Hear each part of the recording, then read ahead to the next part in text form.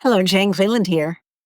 Can you talk more about the process by which you back up your files? How do you label them? How do you sort through them? How does that work? I don't use a special email account. It's my private email account that I use.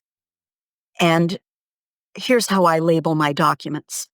I will say XYZ, whatever the working title is, and the date. And after a few days, I will do a save as with the next date, whatever today's date is that I'm now saving a new copy. Now, why do I do that?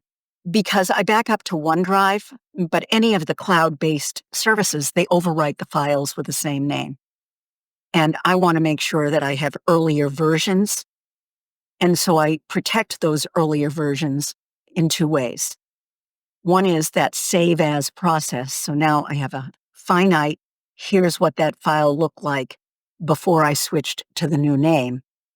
And the second way I do it is at the end of each day's work, I email myself whatever that working copy is. So that may be 2 or 3 days worth of emails. In other words, I don't change the working copy date every day. I do it periodically. So I at least have 1 day's work worth, and I can always compare it to the previous day to see what changes were made. I've never needed to do that, but I have gone back to earlier versions to find a particular turn of phrase or an interaction, a small scene, maybe even a bigger scene. I've done that I deleted. And then I say, I'm not so sure I should have deleted that. So I go back to an earlier version and there it is.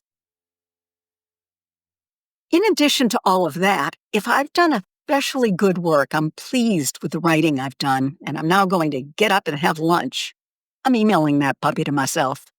It's not the end of the day version. This is an interim version, but I don't want to take a chance of my computer crashing before OneDrive's backed it up or whatever, so I just email it to myself.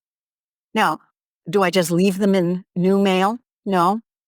I put them in a certain folder that is labeled working copies. And that way I know right where they are, and there they are. I can access them from anywhere. It works for me. I hope something like that may work for you. Adapt it to your own needs, but that's what works for me. I'd love to hear how you do it. How do you protect your work? How often do you back it up? Do you do version numbers? How do you deal with that? I'd love to hear your thoughts. I read all the comments. Please put it there. And if this tip had value for you, would you like it? Would you share it? Would you subscribe to the channel? It opens up features that lets us make these videos even more valuable for you. Thank you.